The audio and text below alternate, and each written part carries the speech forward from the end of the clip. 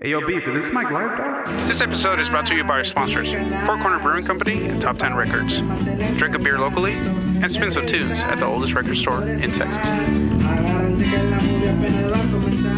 And we are back from my much needed break. See, I can't even talk anymore. I think the conversation we had off mic was freaking great. That's all I got to say about it. It was those beer funnels. That's what it was. The beer funnels. Are we still doing those?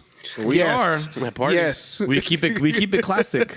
We do it in the restroom. You know what we haven't done in a while is a shotgun beer. We haven't done that in a minute. But we'll bring it back probably in the future, not right now. Not in January, because it is dry January. When the studio drops. Oh, we'll do that. We'll break it in just like that. Mm-hmm. Now, I got a question for you, Jankarlo. Did I say that right? Yeah, Jankarlo. Okay, yeah. Cool, man.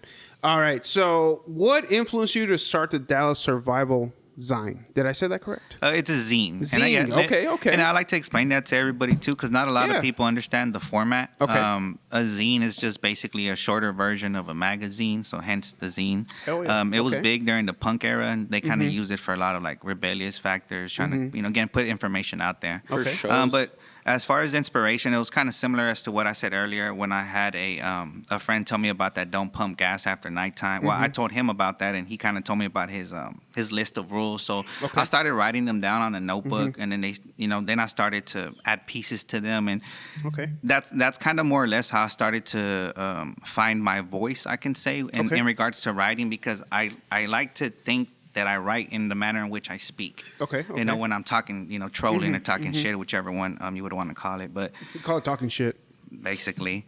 But for the most part, I mean, what inspired it is just the culture, everything around Dallas, everything going on. Gentrification. It really was more of a troll on colonizers, people that, transplants, people that are not from here, and just kind of giving them the information, not sugar-coated, but like I said earlier, educate and offend. Like I'm telling you, stay with your gun on you, not because it's just a dangerous place, but because of what happens around here, Exactly. Yeah. And that's kind of what inspired that. And again, like I was saying earlier, I don't know how it came to be in a newspaper format, but again, I feel all the best art is stolen, and I like to steal. So I just basically copied what the Dallas Morning News did, like their format. Even when it came to the merch, because I don't feel like I have to reinvent the wheel. Like, why would I have to go through the process and struggle of trying to create something that looks different when, I think the content itself is an attention grabber. Yep. So I don't think I would have to make it look anything different. But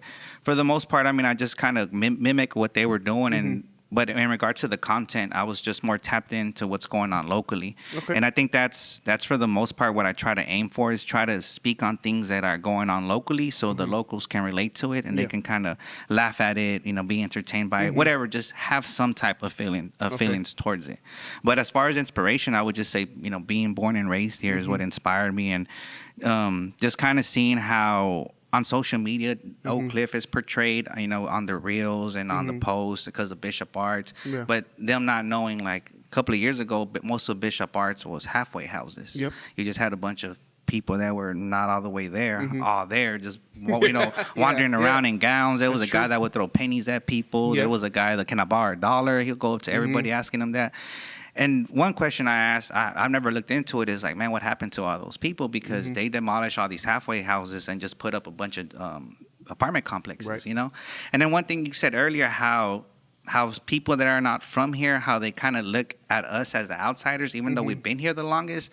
I had a very funny situation where I was one of my good friends, Bernie, and we're coming into Bishop Arts, and we were by those new condos where they're like right next to each other, and we're trying to go straight, and then this lady just didn't want to let us go, and then like she rolled down the window. She's like, I just live right there, and I was like, okay, and like what does you living just right here have to do with you not obeying the traffic laws? You know what I'm saying? Like we're still just gonna have to go straight, and I just thought that was very entitled. Like, damn, that's crazy. She thinks just because she lives there, like I'm just gonna not follow the traffic law just for her to get to her house. I'm just like, whatever, that's crazy.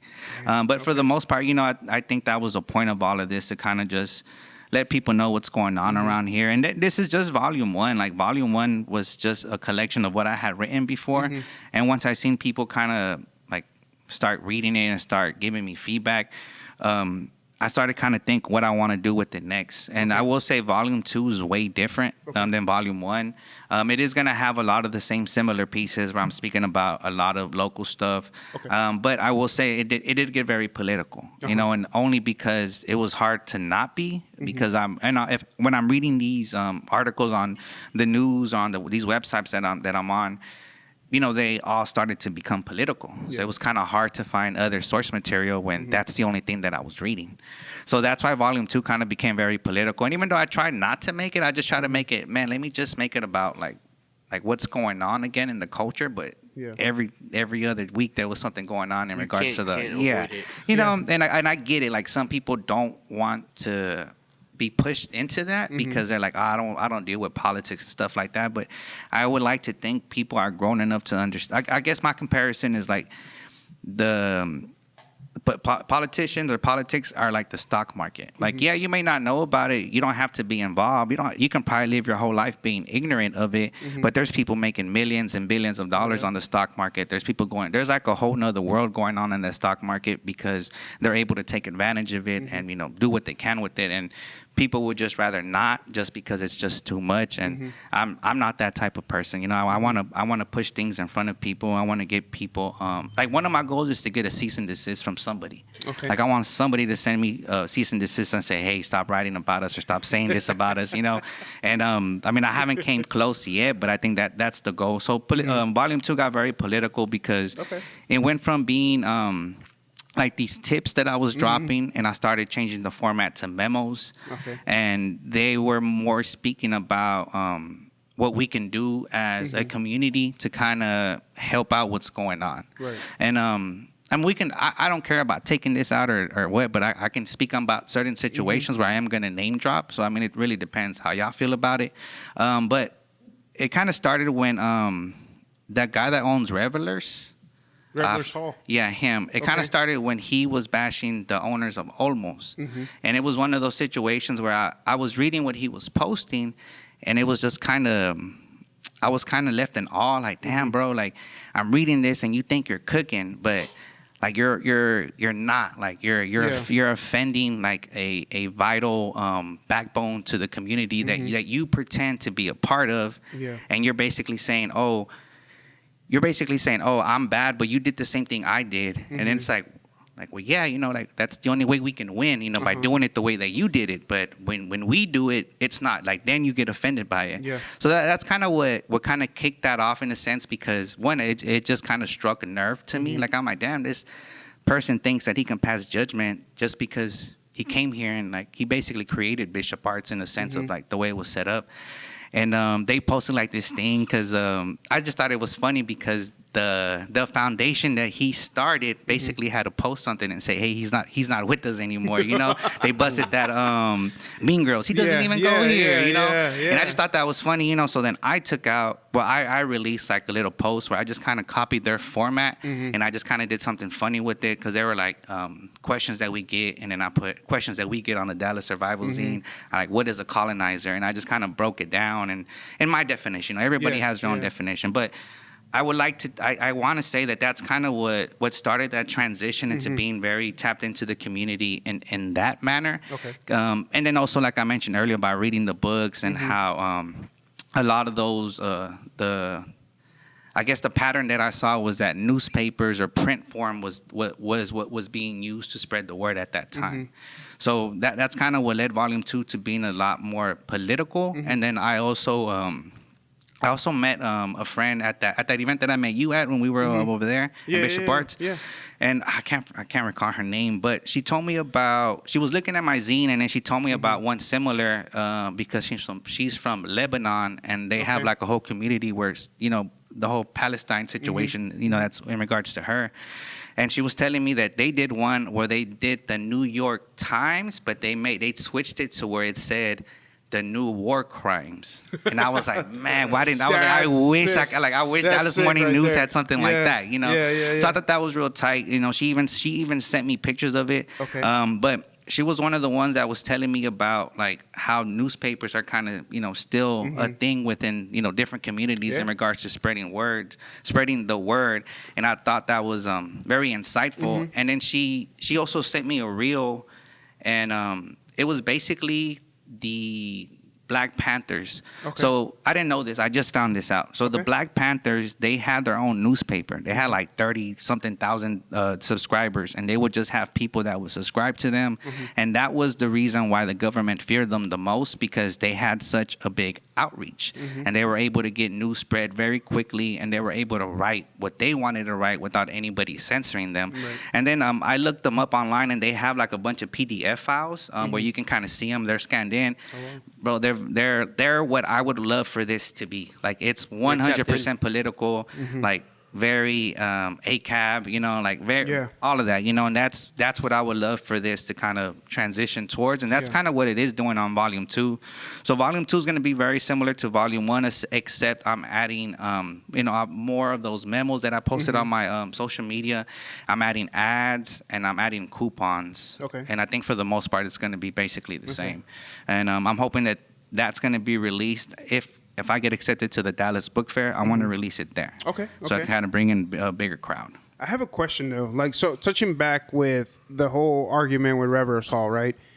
Bishop Arts, there was, and I could be wrong on this, and anybody can back me up on it, but if I remember, there was an altercation or an issue with the brewery that is located in Bishop Arts, and it's right next to Oddfellows. Yeah. Did that touch base with you? No? Okay. So apparently there was a point where they were, I think 10 Bills got involved with it when there was a landlord of some sort was going out catching all the cats. Okay, now I know what you're talking in about. a neighborhood and was like taken them to the animal shelter. And then 10 Bills has been around forever, probably since the beginning of Bishop being gentrified and whatnot. They closed down the bar. They opened it up. It's open now. And it was like, they're catching all the cats, send them to the animal shelter. And they were like, we're going to keep doing this. And the owner of 10 Bills, which is female owned, was like, hey, we need to stop this. Let's get the community together. And like, part of it was like, okay, yeah, we need to help this out. This is animal cruelty. And then the other part was like, we're going to turn the other side and not care. And then it was like, it became this whole revolution, I want to say. And then people were like, no, we need to help out. We need to help out. And at the end of the day, nothing happened. To me, it was like, dang, that shows a lot what Oak Cliff is. Not Oak Cliff, it's Bishop Arts now. And people are willing to support Bishop Arts, but not support Oak Cliff, even though it's the exact same place. Just because you step into Bishop Arts, it's a whole different world, right? You feel you're being watched all the time, right? Being Hispanic, you're being watched all the time. You remember going to Hunkies. You know, I was like 15 going to Hunkies by myself, no judgment, whatever. I would order. Now it's like, I ordered, I'm being judged by 100 people. It's like, why is it like that? You know what I mean? So like touching base with like Volume 1, for example, like going back to like Bishop Arts itself, it's changed so much.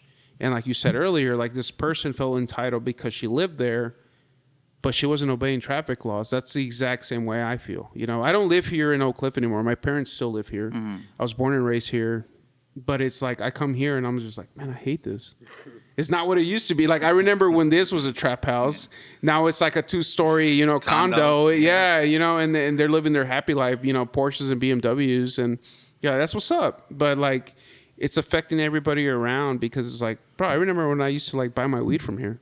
It's like, now it's like, I can't buy my weed here. You know, I got to go over here, but it's different. You know, I don't smoke weed, but there's definitely, it's like there's definitely a separation. There is. From Bishop Arts to Oak Cliff, even though it's in the same area, there's definitely a separation. There's a line that's drawn between where you can be safe and where you like, not safe, but like where you can be and where you can't be without feeling that way, you know? Right. Like, you can walk a block away from Bishop Arts and be like, I don't give a fuck, you know? Yeah. And, like, when you're in that area at that stoplight on Davis, once you pass that stoplight, it's like, damn, it's all eyes on me. Yeah. Like, you feel like you're being watched. And that shit sucks, man. Yeah, I have a piece in there of about Bishop Arts as well, and that's the title of it is Bishop Arts is Still Oak Cliff. And that's kind of what I speak about. Literally what you said is like, you go one block in the wrong direction, I guess I would say. Yeah. And you're in the neighborhood. You're in the neighborhood. You know? You're back to the original Oak Cliff or what it used to be. And the other thing I think about, so when it comes to gentrification, a couple of things I think about it is like, one, it's not like it is another form of colonization in my opinion, but at the same time, it's in these days, we have a way to be able to take advantage of it. Mm-hmm. And what I don't like when it came to the people that were running for like districts here, is that they weren't really, at least from what I saw, trying to educate the voters on that end. What I saw was either people saying, hey, we're going to stop gentrification, which is not possible, or people just kind of disregarding those voters and appealing to the people that want gentrification. Because if we're being honest, most of people that look like us don't vote. Yeah. And I can say that because if that were not true, we would be able to vote things in our way, and things will come, and decisions will be made for us, but I mean decisions would be made by us instead of for us. Yeah. So that's what I didn't like about the whole the way they would portray gentrification, because at the end of the day, I'm a homeowner. So even though property taxes are going up, so is property value. Yep. So instead of just sitting here and complaining about, oh, my property taxes are going up, I'm gonna take advantage that I got a house worth more than what I owe, and be able to take advantage of that money, that capital that I have in there. And a lot of people don't understand that, or are not willing to make the risk to do that. But at the end of the day, I feel like the reward is based on the risk. So if you're taking no risk, you're getting no reward. That's true. That's true. At the same time, though, like there's people, like for instance, my grandma is an example. She lives down the street from Bishop Arts, right? These people have been trying to hassle her and say, hey, we can offer you this much money. I don't know if you remember this, but they're buying so many people's houses and property just so they can build on top of that property, right? My grandma is one of the last ones that it's in that, like, right up the street from Bishop Arts, where she's like, no, I'm not selling. She has a whole lot next to her house, and she's one of those people that's like, I'm not selling shit. Like, I don't give a fuck how much money you offer me. I'm not selling shit. Yeah, I love that. All you're gonna do is build apartments. Like, no. And to this day, like, I hope she don't pass away soon, but like, it's coming. She's getting older, right? But it's one of those things where like they're trying to buy and offer so much money to buy these properties just so they can build apartment complexes and all these different things, so these people can move here and do what they want to do and gentrify the location more. And it's not. They're just spreading, and it's stupid. Like, there's like behind the Burger King over there, they built some apartments that I didn't even know existed until they're already like way up there and already built. And I'm like, damn, like. Like sometimes, because I live in South Oak Cliff, but sometimes it's weird. Like you come back to Oak Cliff, you're like, when the fuck did that get here? When did this get here? And there's so many things. You're just like, damn, it's really fucking changing. You know what's crazy about that? The apartments right behind Burger King. It used to be a DPS office, right? That's what I'm saying. Yeah. So it is. They changed their office down the road, right by Marcellus. And that office is nice. And it's a really nice office. I give them that. Yeah. But the apartments right behind Burger King are actually Section 8, so it's affordable rental apartments. Is it? Yes. I didn't know that. So they are government owned. They're really nice, though. They're nice. They are nice. I give them that, but they are Section 8, right? I guess they fall under a category. So they're affordable apartments, right? They work on how much you make a week, that kind of deal. So it's good to have those, but at the same time, it's like, what's going to happen in the next 10 years? Yeah. You know, we're sitting here at Top 10 Records right now. I mean, it's community funded. Right? It's a nonprofit. Am I correct? Yep. It's a nonprofit, but what happens when... Support. But what happens when there's no more support? Yeah. And that's another thing. It's like, yeah, we vote for these people to go in office, but at the same time, are we voting for people that actually look out for people? Or are we voting for business, minded people? That's the thing, because I don't know if you were involved with the last election or you kept up with it for I think we're in precinct 1, if I'm correct, right? Yeah, where Chad West was the was the winner. He was running. Right? Mata and Chad Weezy, right? Yeah. Well, Mata was I think last year. I don't think he ran. Yeah, this year. no, he was last year, right? Last year. So I was like behind the scenes. I was very involved. Cycle. I was very involved with Mata. We went through a program during high school. I met him, became good friends with him, and everything. During that time, we still kept up. And then now, when he was running, I was like, heck yeah, my parents still live here. I pushed my parents to go vote and everything. But I guess the end of the day, and it sounds horrible and bad, but it's the realistic of things, is that money wins everything. Mm-hmm. Chad West had all the money. He had all the support from Kessler Park, Colorado. Like, you had all those people, right? Everybody in Bishop Arts was Chad West. And you saw some Mata signs. I told my parents, hey, put the sign up. Let the neighbors know. Because... the block where my parents live, half of it was all Chad West.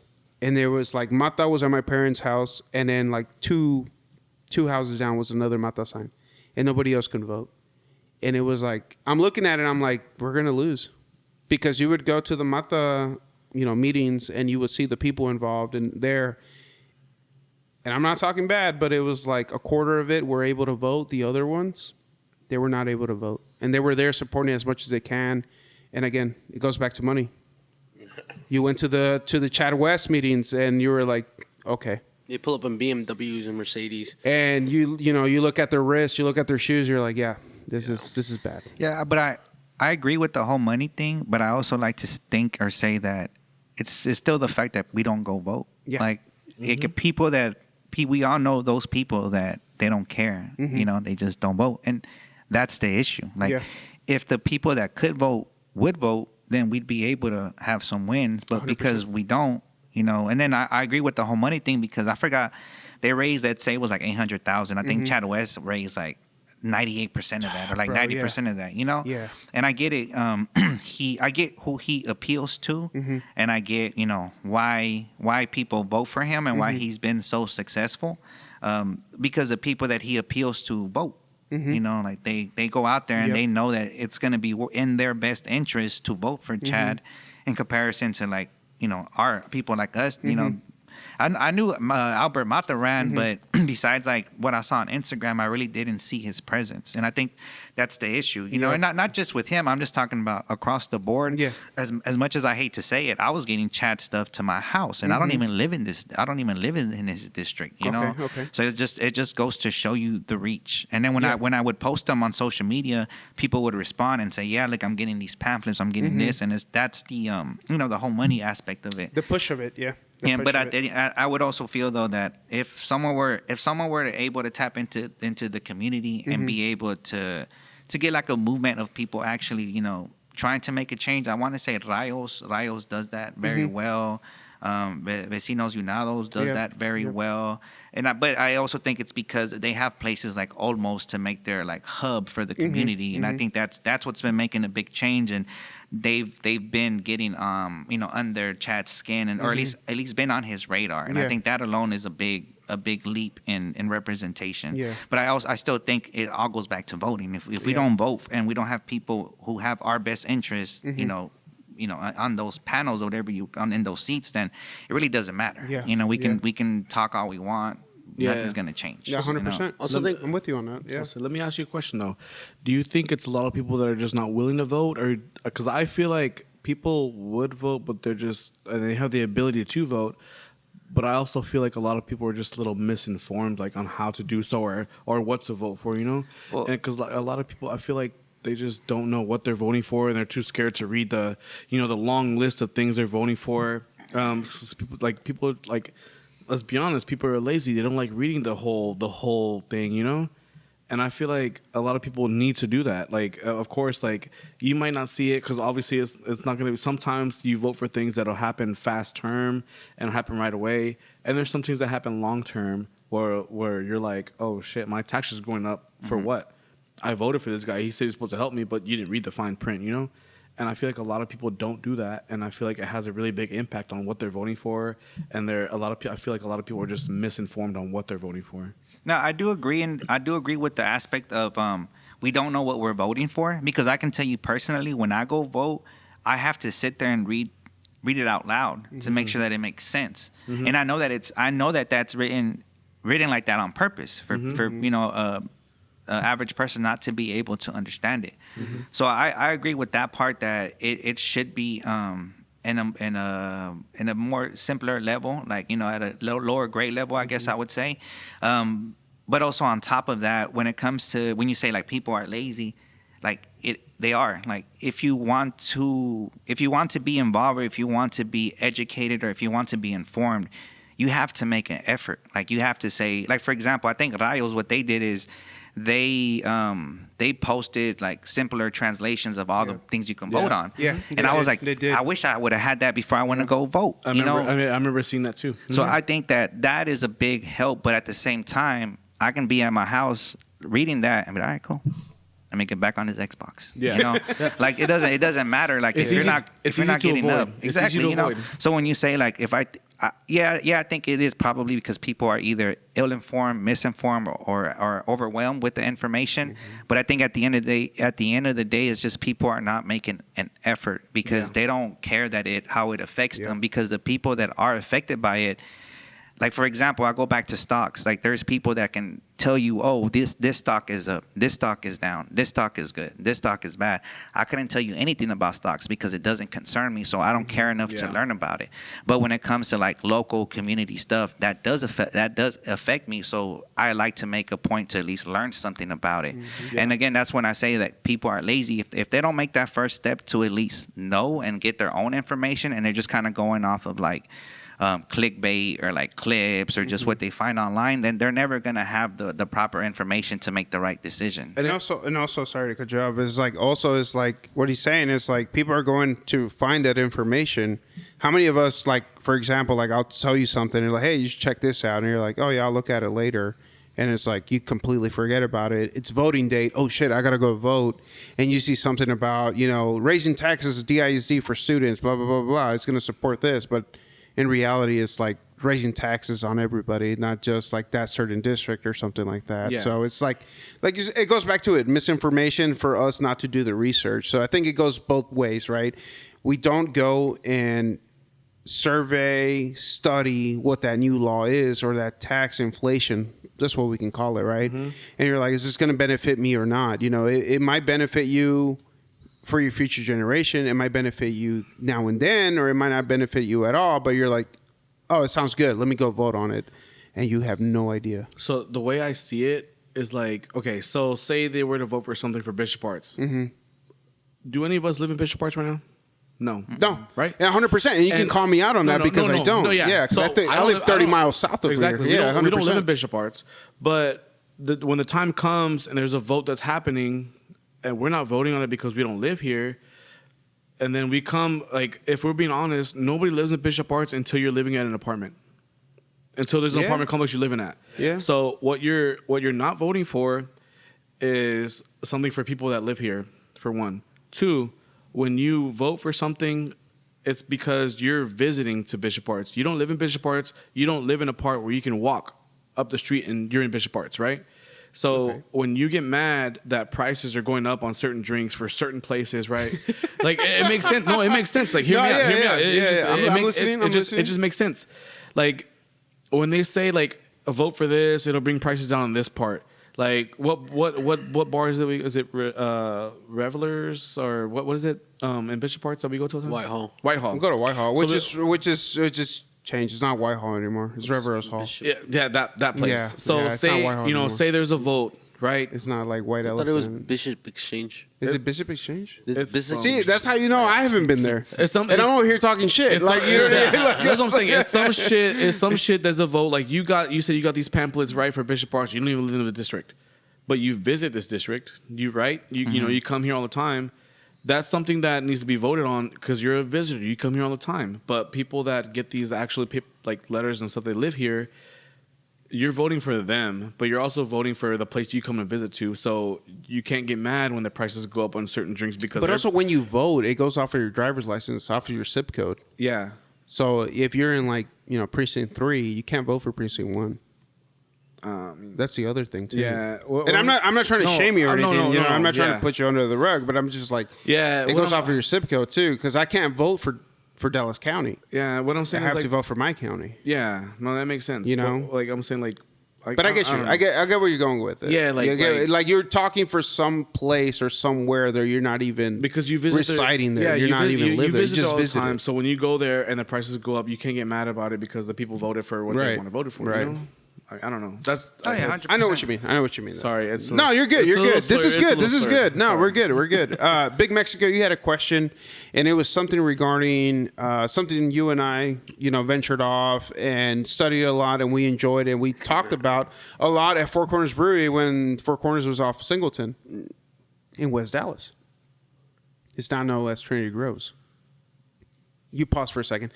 We're talking about Vice, man. You had a question about Vice. No, because you brought up West Dallas. And I was like, what the fuck? Yeah, I don't like Trinity Groves either, bro. Yeah, no, fuck Trinity Groves. Don't get me on that, bro. The funny thing was I wrote something about that too. Did you? Okay. I want to hear. Yeah, what is it? What don't you like Well- about Trinity Groves or West Dallas? I Well, should say. because the overall plan for Trinity Groves is to build a hotel there. Like that's always been the plan. Yep. What they're doing right now, so I think you mentioned it earlier how they were buying up a bunch of about buying up a bunch of houses in Oak Cliff. Well, they did that years ago in West Dallas. They did. They bought up a bunch of houses, and they basically what they did, and I know this because my sister-in-law's dad owned like a bunch of houses. Okay. And the way they did it was either you bring them all up to code, or we're gonna just take them away from you. Right. So it's like, oh, now because this land is profitable, like now you're gonna make us, pay more money because if not, then you're just gonna take it from me. So that already was, not right. Yeah. But anyways, they built Trinity Groves or whatever you call that area, basically to raise the taxes there, so then everybody can pay more taxes. Most of that place is vacant. Yeah, 100%. And a lot of the restaurants that are there, and bro, when you look at it, it's a container, right? It is. It's a container because it was never meant to be long term. So all that they're doing is they're basically running up the taxes, so all the locals can either get bought out or have to move out. And then once they have enough properties, they're gonna build this resort that they have right there, that they want right there. Well, look at the mill, right? The mill right off of Singleton right there. That's been there forever. It's been graffiti up. And they're waiting for them to leave too, and they can't. They don't want to pay them to leave, so they're just waiting. They're just buying their time because most of that stuff's probably not even owned by anybody from here. It's probably owned by like some fund that just pays Somebody- money, yeah, from another state, Yeah, maybe even yeah. another country, and they don't care that the locals have to pay more for anything. So that's why I don't like it, because it's just there to raise the property taxes all around, kind of like Fair Park. Like Fair Park, the Cotton Bowl raised the taxes for everything around, but it doesn't do anything for them. No. And just like you said, bro, you have Trinity Groves right there, but you still have that other thing right next to it, Yep. which is like a death hazard. And it just goes to show you, like, they don't care unless it affects the profit or the Yep. bottom line. Yep. But that's why I don't like Trinity Groves. I mean, I don't know if you ever heard of this or you were around, because we're about the same age group. But do you remember when West Dallas, like nobody wanted to buy a house there because it smelled and it flooded all the time. Yep. So like every house had to be like leveled up higher than what it normally was, and there was no home insurance because they would always let the flooding. Yep. And it was so cheap to buy a house there, and nobody wanted to buy it for the smell and for the flooding. And then look at it now. So what's crazy, bro? This is a history lesson, and I fell down the rabbit hole on a lot of Dallas because there's a novel that I'm working on where it's about two immigrant cousins, and it's based in the John F. K. assassination. So 1963 Dallas.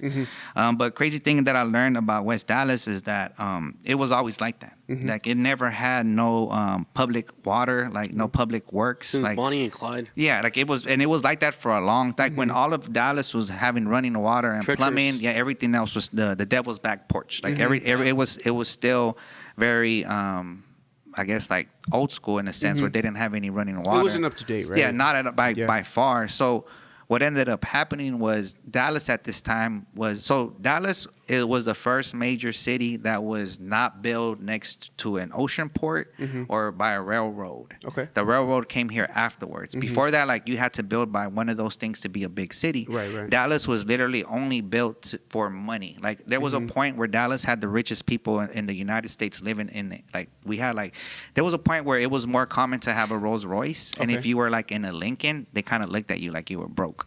Yeah, that just goes to show you. But Yeah. before that, and West Dallas was still West Dallas. They the city, even now was still very segregated, and they weren't. All the African American people lived right there, and they weren't doing anything for them because they would build houses and then they would flood and they would have to build them again. Yep. They didn't even have like cement floors; it was still dirt floors. So the city said, "Hey, unless you treat everybody the same or make it nicer for everybody, we're not going to give you money for public works." So they ended up basically, appeasing them to be able to run running water through there. But then what they did was then they just pushed all those black people to the worser area and moved all the white people there too. And that's kind of a common thing around Dallas. Like the different cities will be like, this is another crazy one. Highland, I want to say it was Highland Park or Kessler Park, one of those two. But Okay. it was like Highland Park, an area for African American people, and then Highland Park again. Okay. So that area was just all African American people. So what they did was they just kicked them out. Like illegally was like, hey, y'all can't live here no more. Yeah. And they made it all Highland Park. So it was just like, then they did that, like that was a common thing. They're like, Yeah. they'll give because at that time it was mostly black people that were living here besides white people. They'd give them like an area, they would make it nice. Like, all right, now we want it. And then kind of what Get you the just fuck said outta about here. West Dallas, they're Yeah. doing the same thing that they're doing in Oak Cliff. Like so there was a thing called the white flight when everybody, all the white people left the suburb, all the white people left the inner city Yep. and went to the suburbs. Yep. Nobody wanted to live in the city. And immigrants are the reason why places like Oak Cliff didn't, just crumble down because they all moved here and moved into all these houses and started bringing all their families over here. So when it comes to like West Dallas, and like you said, we will make jokes like that's that, people start off in West Dallas and then the upgrade is Oak Cliff, which is a crazy Yes, kind of, that's true. which is kind That of is crazy when you true. think about Yeah, that, yeah. But I read parts of a book where it says that one of the biggest upgrades from going to West Dallas to Oak Cliff was running water. Yeah. And I think that's crazy. Like to grow up, not Yeah. like I would go to Mexico and be like, damn, that's crazy. They don't have running water here, and I'll be upset for like a weekend. Imagine just growing up like that. Like that's just different. You're in I'm the not built like that. US. Yeah, You're in the I'm not US. built like Yeah. that. But yeah, West Dallas, the history with that is crazy too about everything that happened with that, and then that just kind of seeps into Oak Cliff as well because they kind of practice it with Trinity, and then they're kind of perfecting it with Bishop Arts. And then now that Bishop Arts, they kind of got the formula down, they're starting to hit all these other places Yeah. that are going to be That's gentrified true. too. That's true. Dang, man. This is good. This is a good conversation. But saying that, let's take a quick break. We'll be right back. Don't go anywhere because we're going to go grab some more beers.